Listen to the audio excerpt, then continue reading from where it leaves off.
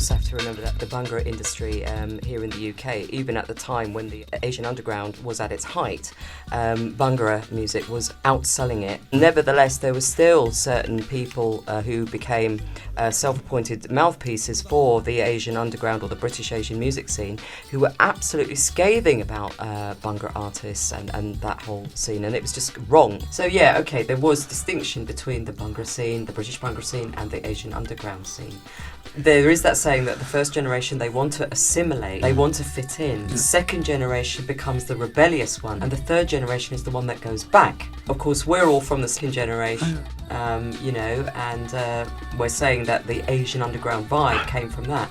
And we have to remember as well that a lot of the Bhangra artists, say for example the ones that were living in places like Southall in West London, that's where the Southall riots happened. I think when we fast forward into the mid-90s, once we're talking about a Bhangra scene, a British Bhangra scene, a British Asian underground scene, etc.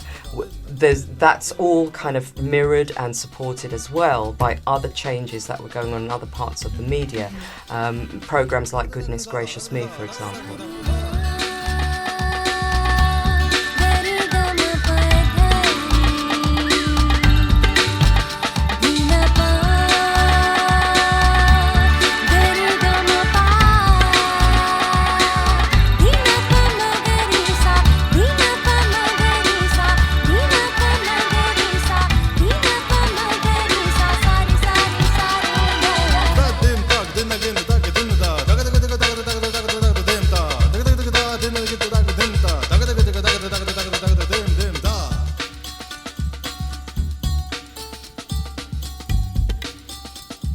At the time that we started Outcast Records, 1994, I'd been DJing for something like 9 years at that point, and one of the record companies that was sending product to me, or PR companies, started to talk to me on the phone.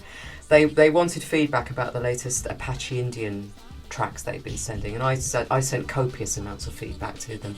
And I got talking to the guy that was sending me these records, and he was saying, it'd be really good if we set up a label at some point, whereby people could sort of access and understand Asian music a bit more, and then that's when we had all those conversations about wanting it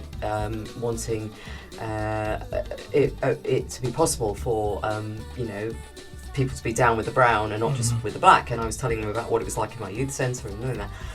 And lo and behold, this guy left the PR company that he was running and set up his own PR company. He rang me up and he said, right, I think I'm ready to set up this record company. Can you come and help me do it?